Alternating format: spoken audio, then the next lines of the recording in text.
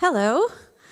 My name's Louisa Kraus. I'm one of the pastors on staff, if I've never met you. And these are my lovely assistants. Just kidding. So this is actually, we have created a Reconnect group leadership team. I'm very excited because I need all the help I can get. And so I'm just going to introduce our leaders. So there's Sarah Vandergorden, who is going, give her a woohoo. She's amazing, and she's going to be the point person. So if you ever have any questions, you can talk to any of us, but she's going to be the fireball behind all of that. And then there's Janelle Gordon. Woohoo! Yep, and she's amazing as well. They're all amazing. And so she's helping with ideas and all that kind of stuff. And Dave Thiessen. Woohoo! And Dave has already been helping and is going to continue helping lead the team as well. So we are going to work together because we don't just want to have groups. We want to have a church of groups, right? That every single person belongs, feels welcomed, and has a safe place to go. So I'm going to let Sarah and Janelle take this over, but thanks, guys. All right, good morning, everyone. Again, my name is Sarah, for those of you that don't know me, and we're really excited to reconnect with all of you. As restrictions are lifting and we're able to be face-to-face with one another, I'm not sure about all of you, it's been a season. Not my favorite season. And I'm pumped to be able to get people together again and to get people connected. So the launch of our Reconnect groups is helping get new members at Elora Road connected in, and also current members to be able to reconnect, because we're all coming back from different phases of coming through these last 2 years, and we just want to make sure that you have familiar faces when you come on a Sunday morning, and that if you have a need during the week, that there's someone that you can reach out to that you have a relationship with, even outside of our Sunday morning meetings. So my goal today is to get the word out that there are currently groups that are already meeting all over this county, and there's room for people to join. If you come up to me today at the end of the service and you say, I want to get involved, we actively have groups that are operating that you can join in. As well, if there's someone that has an interest in starting a group or hosting a group, we have a need for that too. So we've printed out some contact cards at the info hub, just where Pastor Merf mentioned, if you're a new member here, just so that we can get your contact information and get a hold of you and let you know when there's upcoming events. These are the Reconnect cards, and on the back, we've got the different options listed that we have. So currently at Elora Road, we have women-only Bible studies and prayer groups. We have men's-only prayer studies and groups. And we've got a single moms group that's operating. And we've got a mom and tots group that's operating, as well as different Bible studies happening on different nights of the week, different times, different locations. So what I'd ask is, if you are not currently involved in a group and you want to be, or you know someone that wants to be, they can come to me specifically, or on the back of these cards, there's an email address. You can either fill out the card physically and hand it in at the info hub, listing your contact information and what your area of interest is, or you can email, and those emails come to me, the contact cards come to me, and then I can reach out to you and find out what you're looking for, and we can get you fitted into somewhere in this church so that you can become a part of it. So the cards are going to be at the back. Right now, we have groups operating in Fergus. We have groups operating in Elora. We have groups operating in Guelph. We have groups operating north of CW as well as east of CW. So there are we've got the geography covered. No matter where you live, we've got a spot for you, okay? And the last thing is we are looking for people that are willing to be leaders or willing to be hosts. And we've got a sign-up table at the back that Janelle and I are going to be at after the service. And if you're interested in getting connected, or you're willing to be a host or a leader, you don't have to have a pastoral degree. You do not have to have all the answers. We have a lot of resources available that we can put you in touch with, that can give you content, that can give you questions to kind of foster conversation within the groups. So I'd encourage you that if you have any interest in that, to come and chat with me after, and I can answer any questions that you have. And now Janelle is going to share. She's got a really awesome vision for how our Reconnect groups in Elora Road can have a larger impact on the community around us. So. Hey. I just first wanted to touch on, I am hosting a mom and tots groups on Mondays from 9:30 to 11:30. I provide the snacks, the drinks, everything to make it as accessible and easy to come. You don't have to RSVP, but on April 11th, I am hosting like an Easter egg hunt, and that will be BYOB, bring your own basket to that, please. And yeah, just in a broader sense, my husband and I had been discussing like what we desire from a small group and what God was putting on our hearts. And there were several elements to that. One being we wanted something that was focused around prayer, because coming together and praying together creates change and you leave encouraged. The second one was we have 4 children, so we wanted something that involved them so that they would be raised in a community that it's normal to see people praying with their friends and families and growing up in that. The third was we really wanted something multi-generational, because I feel like we grow together, and whether you are 6 or you are 90, you have an impact on everyone's life, and you can speak into it and speak truth, and I think we all glean and grow in that. The other was we really, really wanted to have a meal with our community. I feel like sharing a meal just literally throws your defenses off, and food does something magical for people. So that was something important for us.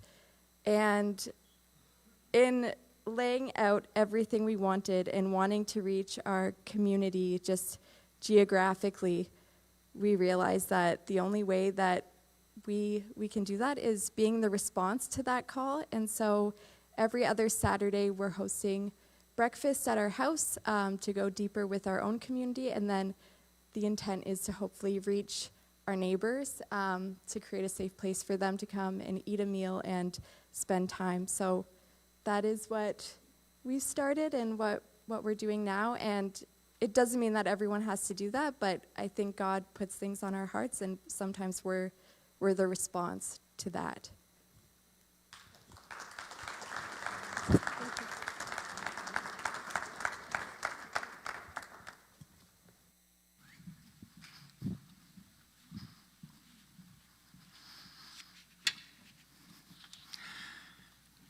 Good morning again. So I'm going to just share a few thoughts with you this morning. I debated about doing Pastor Jim's sermon, but he has a different style than I do and uses bigger words, and because he's way smarter than I am.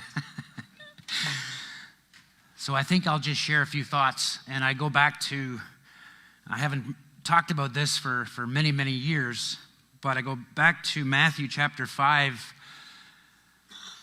verse 13, where it says, "You are the salts of the earth, but if the salt loses its saltiness, how can it be salty again? It is no longer good for anything except to be thrown out and trampled underfoot." And then it goes on to talk about light, but we just want to focus on the salt for a minute. Salt is an interesting seasoning, right? It's something that all of us use, and it's used in, especially a lot in cooking, right? So one of the examples is eggs. How many of you like eggs? So when you have eggs and they don't taste enough, what do you put on? You put a little bit of salt. I put a ton of pepper on mine as well because I like pepper, but we're not going to talk about pepper. I have no idea how that would be an analogy, and Jesus didn't talk about pepper, so we were not going to go there. But he talked about salt, and it's curious, if you do a study on salt, the interesting thing is that you can get it in different chunks, right? It comes kind of in all kinds of different chunks, but they break it down. And of course, we have it purified and kind of screened and everything until it's white. Salt actually isn't as white as it shouldn't be as white as it is. But if you break salt down, it actually doesn't change anything about it. It stays the same. It doesn't get wrecked. It's still effective. And then we put it in these little bottles, right? And we set it on the table, and then we sprinkle what we need to the amount that we like in order to season according to how we like the flavor of that food. And some foods take a bit more salt than others, But ultimately, kind of, you work on it and you figure out what is the right amount of salt. So when Jesus is talking about you and I being the salt as his followers, it means that we are his representatives, right? And we bring things to the world. We bring his presence. We bring what he wants us to bring by allowing him to live his life in us and live his life through us to the world around us. And I lived in missions for 10 years. And that's kind of where I got into this whole salt thing. And because we'd have our largest outreach was 180 people. And we traveled all over Europe, Eastern Europe. Cool thing, we would come into, so let's say Kiev. We've all heard about Kiev in Ukraine, right? And so we're traveling from Kiev to Kharkov to Donetsk, which are the three cities that are being, at war right now. And we didn't realize when we organized this outreach that you can't legally bring that many buses of people into the city without a police escort. And so our organizer, Oleg, he organized the whole buses. And so I think we had like 8 to 10 buses, and we would, of course, drive back to back. And if you know anything about Ukraine back then, I think it was in 91 or 92. Actually, it was probably 92, 93, somewhere in there. And it was in poverty. There was no rest stops where there were nice plush toilets and toilet paper and, smelling nice bathrooms. I remember our interpreter that worked with us full time, he came to Canada to visit, and he said in the airport, he says, I didn't want to leave the bathroom, it smelled so nice. And I'm like, that's all they knew was these public washrooms were holes, and the water didn't run, and so if somebody went to the bathroom, it stayed there. It was just disgusting. And so you can imagine we have 180 people who need to use the bathroom. What do? You can't stop at these rest stops because it's dirty and filthy. And so the bus drivers would actually keep an eye on the highway. And when they came to a place where there was a bush on one side and a bush on the other, and we would pull over the side of the road and say, okay, girls go this way, guys go that way. And the stories that we heard, especially for guys it's pretty easy, but for the girls it was like, man, this wasn't easy for some of them. They'd never done that out in the wild. And they were like, oh my God, something on my feet. Anyway, but when coming back to salt, like, can you imagine? Just try to imagine coming into a city, and especially Eastern Europe, when communism had just come down and Ukraine had just opened up, and so they hadn't seen foreigners a lot. And we tended to dress as a team. And so we would intentionally come into the city with all 180 people, and we'd all either have white golf shirts on or red golf shirts. And so 180 people coming from the buses into the square and set up our sound system for music and drama and preaching. And instantly there would be a crowd. Instantly people would come and they would just fill up the square. It was easy to get people's attention. And I think that's what salt is. Salt sometimes can be in such a way that it brings attention to something. And we were being the salt of the earth as a team, as a missions outreach, because we were intentionally going there with a message, but we also had a presence, and we were different. And so salt has a lot of different applications. And when I think about that salt shaker now, it's like we placed the salt shaker in the square, right? And everybody could see the shaker. It was our whole team. And so they were drawn to this salt shaker. But imagine now if it's more in your community. If you would take 10 people to go visit a friend of yours that, hasn't put their faith in Christ yet, and you take 10 people to talk to one, would that be healthy? See, that would be too much salt for the occasion. It's like taking the salt shaker and pouring the whole thing on your eggs and expecting it to have good flavor. So salt needs to be used according to the need. And so we as his kids, as representatives of Jesus Christ, ambassadors for him, we need to be aware of how do we become the salt of the earth, and how do we apply what we believe to those who are in need. And we don't want to overwhelm people with, shoving the gospel down their throat, shoving Jesus down their throat. That's never a nice thing. I mean, who likes having things shoved down our throat? None of us do. And so Jesus, in saying this one phrase, actually said a lot. So growing up on the farm, for example, we did our own butchering. And so my dad, we did pork, and the ham is something you don't freeze. We would have it smoked, and then we'd hang it in the basement. And my dad would take different kinds of salt, like Epsom salt, and I don't even know the recipe, but he had a recipe, and he would rub salt on the ham. And the ham would actually soak in and preserve the ham from rotting. And so salt preserves, and how can we apply that to our lives? Well, you think of if Jesus declares us the righteousness of God, then everywhere you go, you bring the righteousness of God.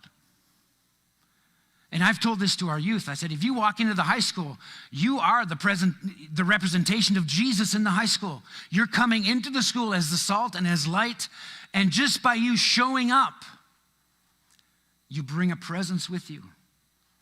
It's not you, but it's Christ in you. And so when righteous people live their lives according to what God has called us to live our lives like, we bring something to our culture and to the people that we work and walk with. I think of this, I think of all the years of playing hockey, and I don't know many times, they would find out I'm a Christian or a pastor, and it seemed like instantly their thoughts went to, I wonder did I swear when he was around, or do I need to watch my mouth? And I have so many people apologizing for their language or a dirty joke. Not everybody. But see, I didn't ask them to think about that. And so, and I don't expect people who don't believe in Jesus to act like him. And I hope none of us do, right? But see, that's what happens. What preserves our culture?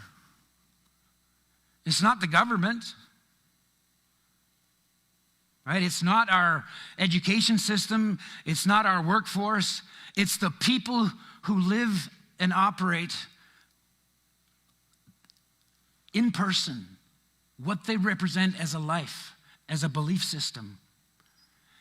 And so when Jesus talks about being the salt of the earth, he's talking about practically going into and doing life with those who may have a different standard than he does.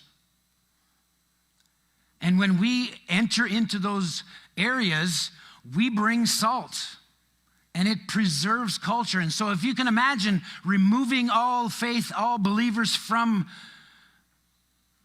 let's just say Canada, for example. So then how does God bring his presence? See, people don't really think about this, especially those who don't believe in God. I mean, obviously they don't think about this, but God has called us to be the salt of the earth, to preserve his standard on earth for the good of the people, not just for us, but for all people. And so how we live is important because we represent him on earth. The other thing it does is it purifies. And this is, I think we can identify with this in culture for sure. And I think we're going to see this more and more as we move forward, especially in Canada. But when we speak truth, the truth of Christ, into the culture, there's going to be kickback. There's going to be pushback. Why? Because it hurts. So if you've ever cut yourself and poured salt on the wound, did you smile and say, oh, that's so refreshing? Oh, man, put some more salt on that. I just love the way that feels. No, you're screaming, right? I remember when swimming in the ocean, and I had some cuts. I don't know, I'm assuming it was because we were playing sports and stuff, and I had cuts, and I didn't think about it. I went swimming. And then I'm in the water, and all of a sudden, I'm feeling all these burning sensation on different parts of my legs and my arms, and I'm like, oh, it's salt water. I never crossed my mind, but when you go in salt water, it burns in the wounds. But the thing that happens, the pain, is actually a good thing because it's purifying, right? It's working away at the infection, and it's actually going to make it possible for the healing to come. But the pain comes first. And so when Jesus said, you're the salt of the earth, there's times when the things that you speak into people's lives in order to bring truth may be painful. And they may cause people to scream in opposition. Don't leave me alone. That hurts. And they won't say it that way, but that's the response, and we should expect it at times and not be surprised. But until they have that, then what's wrong in their life won't be made right because it's been infected. And we've already talked about seasoning, but I think when I think about seasoning, I think that we should be bringing the best out in people, right? I shouldn't bring negative things to somebody who's having a bad day. I should be bringing something that makes them better. We should be having a positive impact on the people that we walk with. And I'm going to be straight and honest. I don't always do that. I can be cynical. It's something that I've been struggling with the last 2 years, actually, is this whole idea of, and this goes back to the battle of our mind to some degree, but it's being thankful for what we have and where we are and what God has given us in spite of our circumstances. Because everybody struggles from time to time. Everybody's going to have a bad day. But it doesn't change who God is in you. Christ in you, the hope of glory. Christ hasn't shifted anything. Your circumstances have shifted and maybe aren't what you want them to be. But if we focus on Christ in us, the hope of glory, then we can bring the positive things to those around us and have an attitude of thankfulness and encouragement, to speak life to people. And that's bringing seasoning to them. And the fourth thing I want to talk about is thirsty. I don't know how many of you have been to a bar. Raise your... No, just kidding. Very funny. But I heard through the grapevine that at bars, they serve peanuts and popcorn, and usually it's really salty. I wonder why. How many of you are watching a movie and eating popcorn and suddenly it's like, I have to drink something, I'm thirsty? Well, it's not the popcorn necessarily, it's the salt. Salt makes people thirsty. So my question is, does your life make people thirsty for Jesus? Does your life represent something that makes them wonder, what is it about you that is different?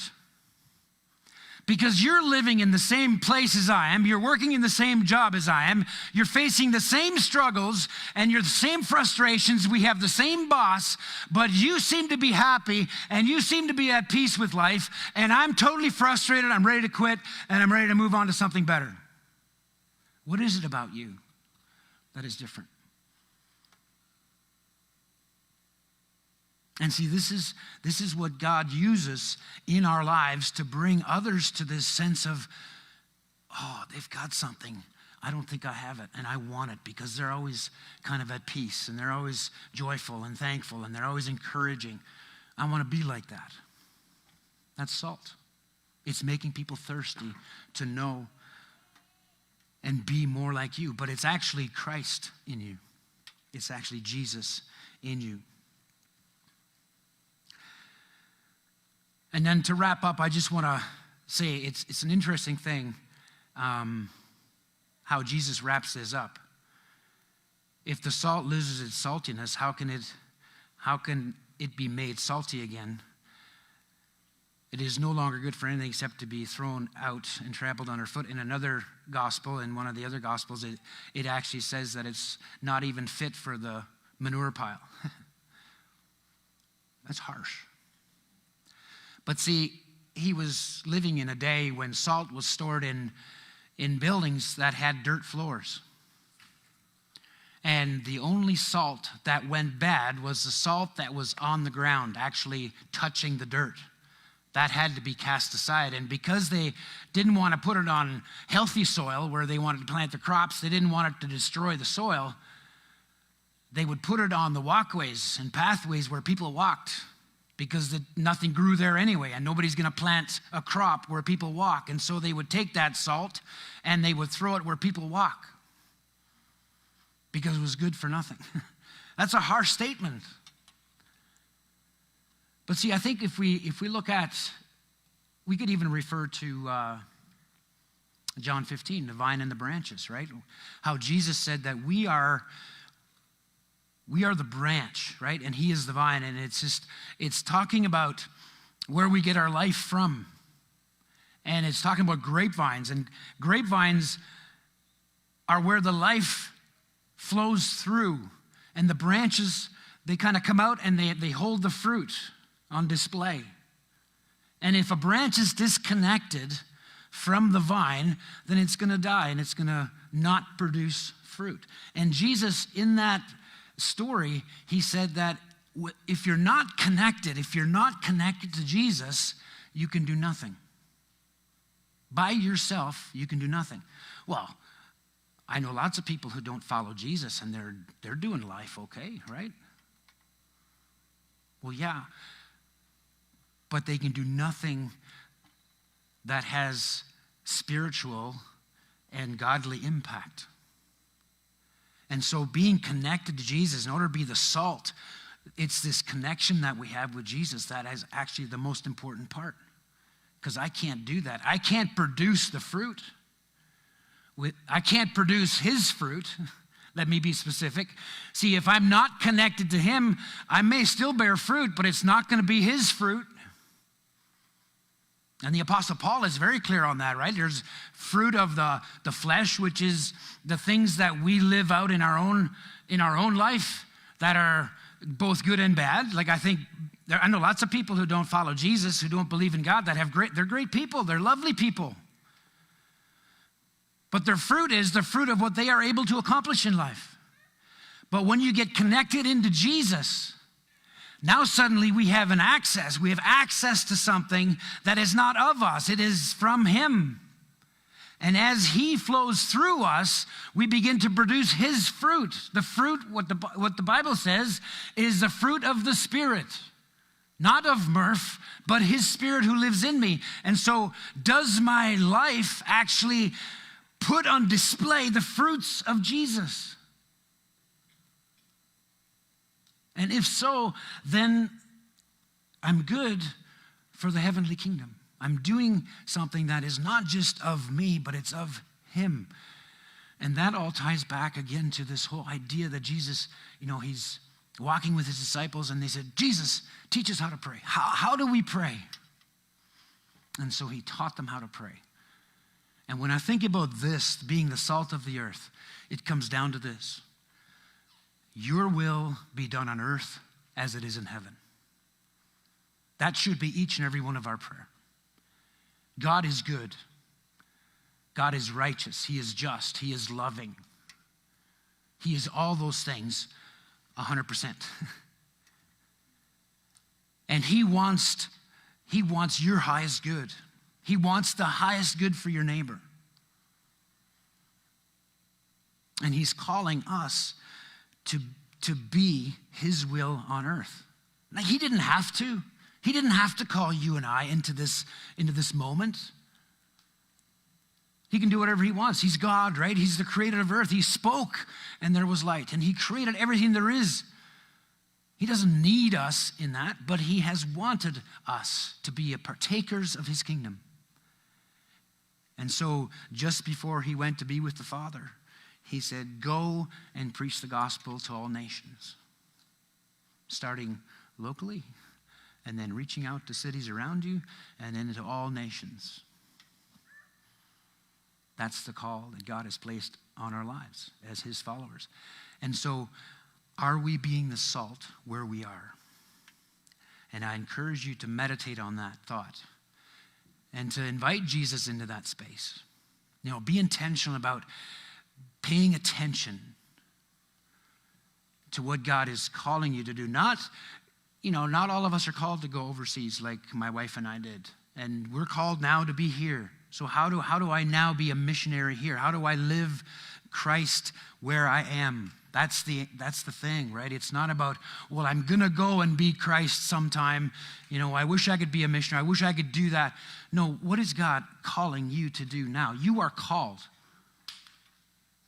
If you have said yes to Jesus, then you are the salt of the earth. It's not you're going to become. No, you are the salt of the earth.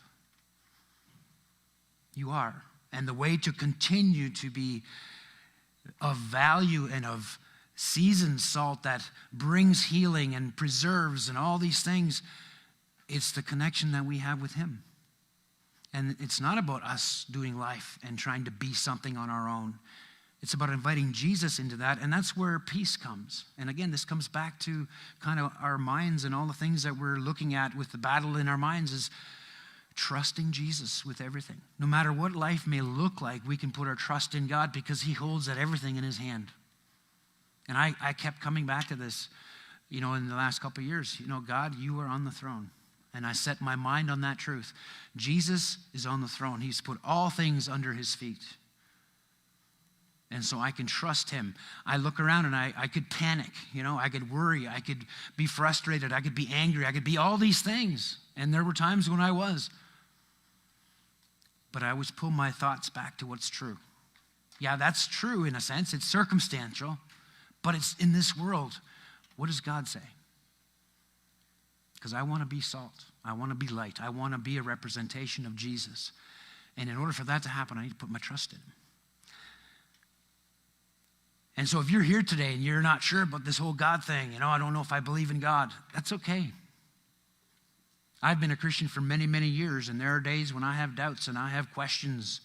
And I know that I have questions that may not be answered till I get to heaven. But see, the reason I can be okay with that is because I've come to know the character of God. I know that he is good. I know that he loves us unconditionally. I know that Jesus went to that cross.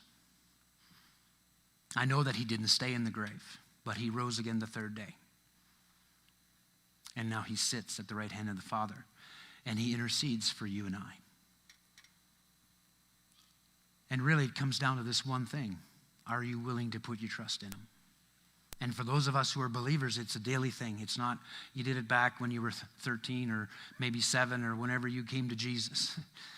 And then you live the rest of your life just kind of living life the way it comes at you. No, it's a daily thing of putting your trust in Jesus. It's so easy to become self-reliant and do life on our own. But to trust him means that we invite him into that space. And for those of you, maybe you haven't put your trust in Jesus, that's your next step. Even if you don't have all the answers, I encourage you, take a step of faith and put your trust. Say, Jesus, I want to put my trust in you. And will life become easy and all your troubles disappear? No, Jesus said we're going to have trouble, but I will be with you. I will be with you. I will never leave you. So let's stand. And let's just thank God for what he has done and what he's called us to. Father, we just thank you so much for this morning. Thank you for the opportunity that we have to come together to worship you and to fellowship together as a church. I pray this week as we go through in our day-to-day lives, God, that we would be reminded that you have called us to be the salt, that you've declared us, we are the salt of the earth. And just ask, how do you want me to be salt to someone? How do you want me to be encouragement to someone? How can I bring something seasoning? How can I make life better for those around me? Is there something that you want to say through me to those I work with, to those I play with, those who I do life with? And just to live our lives within just recognizing that you want to live your life through us and be a part of what we're doing And in that, we're going to bear fruit to your kingdom, and your kingdom will be established on earth as it is in heaven. God, we trust you today. Thank you, Jesus. And for any of you who maybe want to take that step of trust, it's just a simple prayer. Jesus, I invite you to be part of my life. You know, there's no magic words. It's you talking to Jesus as you would to a friend, you know, and just saying, I want to know who you are. I want to get to know you. I want to be a Jesus follower. And I make that decision today. I put my trust in you. So, and if you've prayed that prayer and you want to talk to somebody, reach out. I'll be around. There's lots of people here that would love to talk to someone who's made that decision. And remember, baptism is on April, don't even know the date, but it's Easter Sunday.